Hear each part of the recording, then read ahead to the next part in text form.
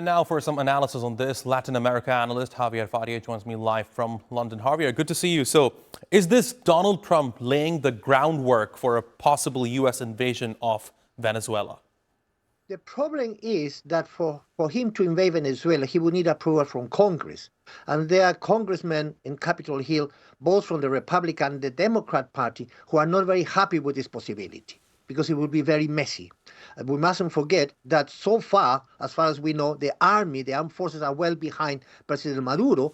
And furthermore, the armed forces in Venezuela have been preparing for this for many, many years. I was in Venezuela in 2017. I visited barracks and they showed me graphics where they describe step by step how they would defend Venezuela. So a land invasion would be unwelcome by many countries in Latin America. Other countries may support, like Milei in Venezuela, in Argentina, for example, but it would be very unwelcome, and it would be a return to the time where the United States could invade with impunity any Latin American country for a regime change. So basically, this looks like he's trying to exercise as much pressure as possible on Maduro for him to quit power, to avoid or try to avoid any possibility of a land invasion.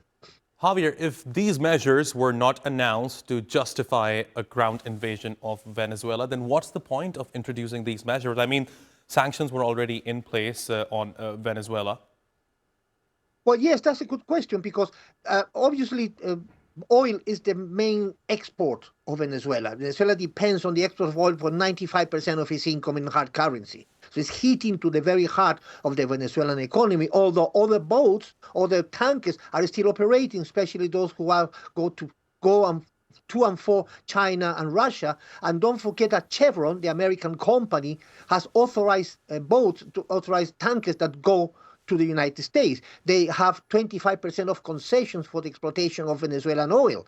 So this American company still operates there. So it would affect part of the economy in Venezuela, but not completely, because he still have a margin to maneuver what other tankers from Venezuela and to Venezuela. So it remains to be seen how he's going to enforce this measure, because he's going to use what Coast Guards? Is he going to use the Navy? How is he going to do that? It's a huge operation that requires a great deal of logistics, and we don't really know how he's going to do that. He hasn't specified how he's going to do that.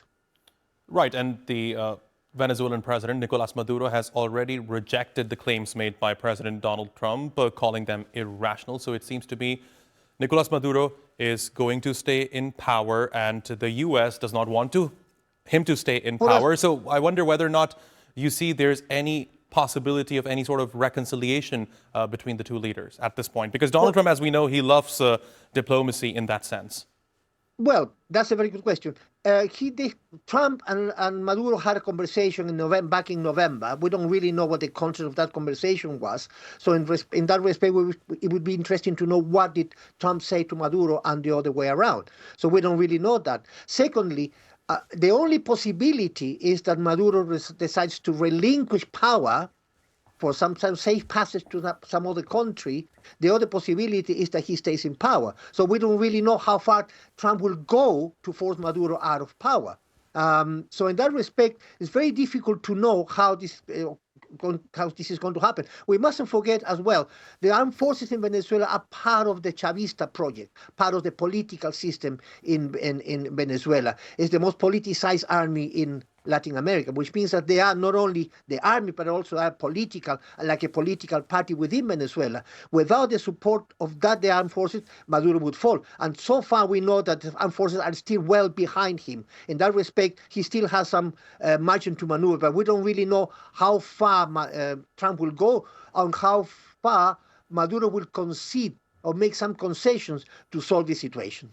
Fascinating insights, Javier Farje. Thanks very much for joining me here on TRT World. Really appreciate your taking out the time.